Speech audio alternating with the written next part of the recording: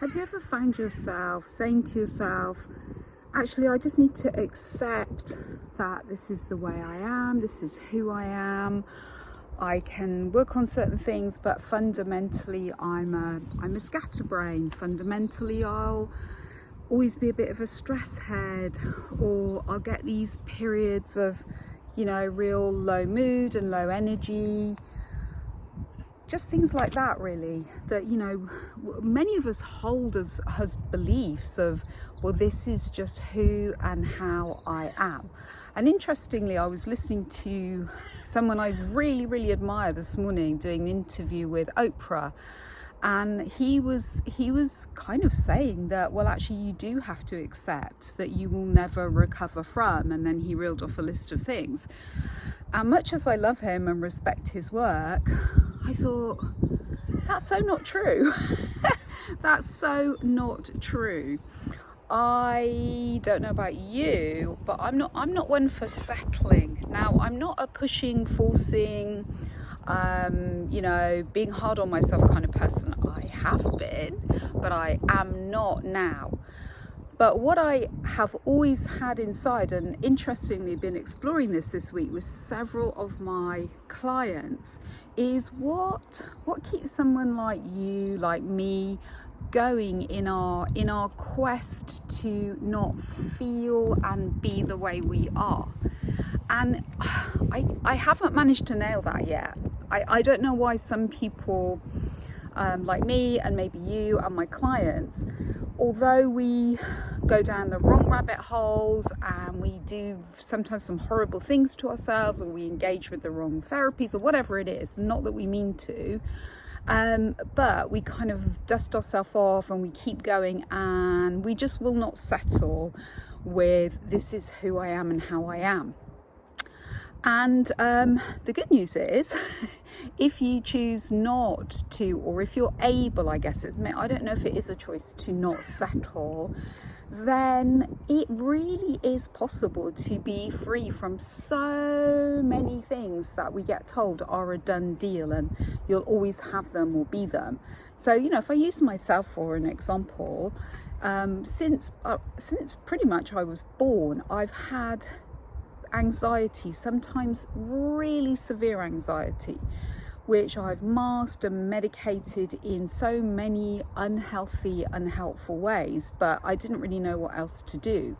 So, when I was very young, I discovered restricting my food and causing a lot of physical pain in my body, making myself space out a lot, doing really painful, hard exercise all the time, and it kind of was caught up with my weight and how I looked, but it was also a way of avoiding the anxiety and emotional pain inside of me.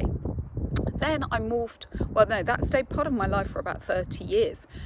Then a little bit down the road, I discovered cigarettes, probably about 13, 14, and I smoked and I smoked and I smoked and I smoked until I was in my early 20s. Then also really early, I think maybe 14, 15, I discovered alcohol. So I drank and I drank and I drank and I drank. And these were all ways of not feeling my anxiety or having a break from it. I had one particularly horrendous period of clinical depression, which in the context of what was going on in my life is not very surprising, but boy oh boy, that was horrendous. And I suspect that I'd had bouts of depression for many years, and probably as a child as well. I definitely used to very often feel suicidal. I attempted suicide several times, and these were all ways of just not being inside of me, not feeling anymore. But the very good news is I am not like that at all anymore. I don't have anxiety. I never have depression.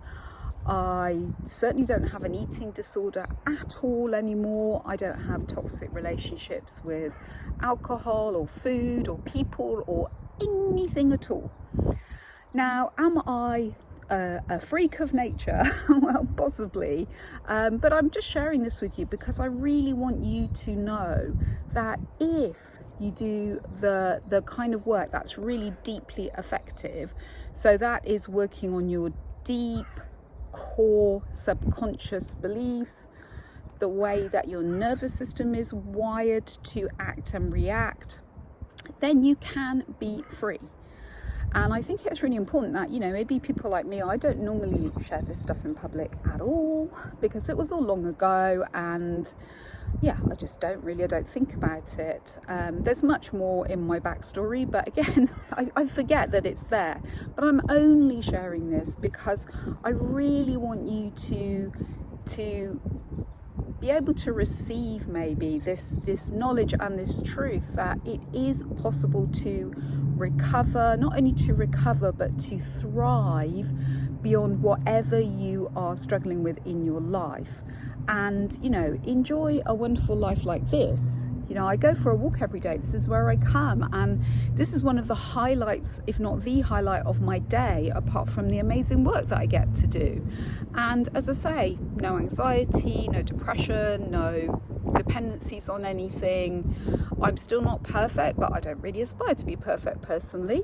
So just to put that in the pot for you, really. And hopefully, if you really needed to hear this today, this will land exactly on your social media feed and give you that boost of, anything and everything is possible.